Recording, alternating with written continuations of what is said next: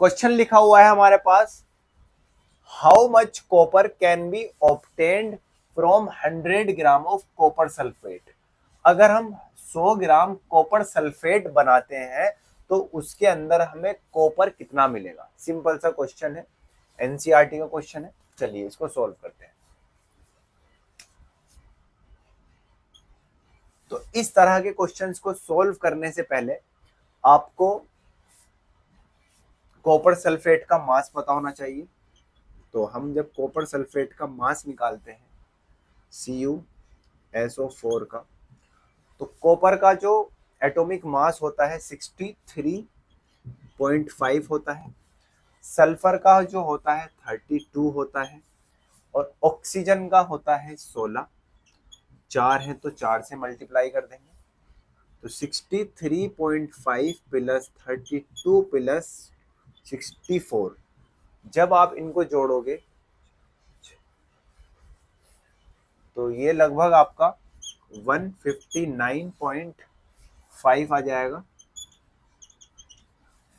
ये आपको बहुत अच्छे से निकालना आता है, ठीक है।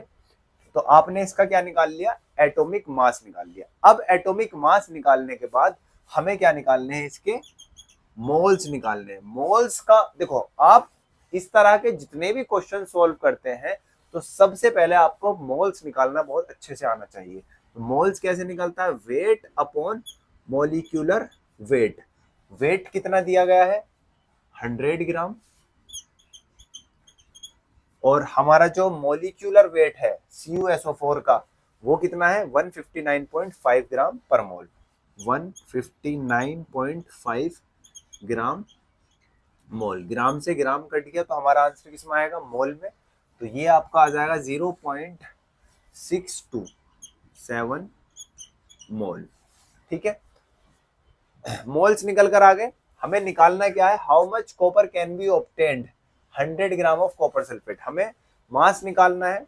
तो मास के लिए कैसे निकालते हैं, मास बराबर होता है मोल्स और एटॉमिक मास के सम का multiplication, moles into atomic mass. Moles हमारे कितने निकल कर आए, 0.27, 0.627। एटॉमिक मास कितना है, 159.5 ग्राम। ये टोटल का मास है। देखो ये मिस्टेक मत करना, मोल्स इनटू एटॉमिक मास निकालना है। एटॉमिक मास हमें किसका चाहिए, हमें चाहिए कॉपर का, और कॉपर का एटॉमिक मास कितना है, 63.5। कितना है, 63.5। तो हमारा जब आप इसको कैलकुलेट करोगे तो लगभग 39.9 ग्राम आ जाएगा, और यही आपका कॉपर का मास है ना। बिल्कुल सिंपल।